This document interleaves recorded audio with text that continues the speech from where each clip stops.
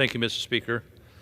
Well, a year and a half ago, Riley Gaines bravely spoke out when she was forced to compete against a biological male, Leah Thomas, at the 2022 NCAA Swimming Championships.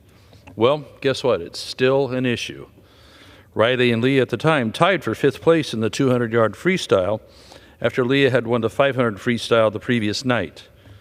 On the podium, the NCAA handed Leah the 5th place trophy for the tie that Leah and Riley were with, and gave Riley the 6th place trophy, telling Riley she'd received her correct trophy in the mail later, not even deciding by a coin flip or some other tiebreaker. I remember hearing this story and being completely appalled. I was sympathetic for Riley and the heartbreak and disrespect she and all the other women and girls who worked their whole lives to compete at the highest level in collegiate swimming or even in high school and lower levels. I also remember hearing calls and rebuttals from those who sympathize with Leah Thomas and transgender kids across the country. They said kids like, well, just let Leah compete. She deserves it. Transgender kids have high rates of suicide. Let them play sports and they will be happy. Or it's not happening often. Don't worry about it. Or this is just a one-time thing. Or even this won't open the floodgates. Unfortunately, this is not a one-time thing. This is happening often, and the floodgates have been opened at all age ranges. In the last year and a half, we have seen countless stories of opportunities being taken away from young women by biological males competing in their sports, whether it's being bumped from 1st place to 2nd place or top 2 are males in running events, whether girls are losing out on Olympic spots, endorsement deals, college scholarships, or even whether they're just going to make the varsity team or not. All these tragedies for women and girls in sports and deserves outrage from all Americans. In addition, the left has silenced young women who have stated that the young women feel uncomfortable sharing locker rooms with biological males. Instead, for the case of Leah Thomas's teammates, these young women have been outrageously, get this, told to get counseling. Now, just a few years ago, we had the Me Too movement in which we were told to believe all women.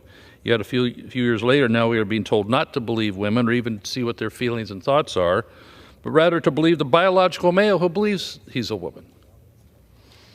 So speaking of believe all women, last week up in Canada, a 50-year-old biological male was allowed to participate in a swim meet with 13 to 14-year-old girls because he identified as a 13-year-old girl. You cannot make this stuff up. So this 50-year-old man was able to use the girls' locker room to change with underage young women. I cannot express how angry this makes me and many sensible Americans and Canadians. Where are the adults in the room? How could any responsible adults allow this to happen? To just blindly stand by and say, oh, this is no big deal. The safety, the fair competition, and the happiness of these young girls should be prioritized over this deranged 50-year-old man who somehow believes he has a right to violate everyone else's rights for his pathetic interest in competing against girls. We see this in other sports as well, in the ring fighting and others where a biological male can actually do very devastating damage to a woman.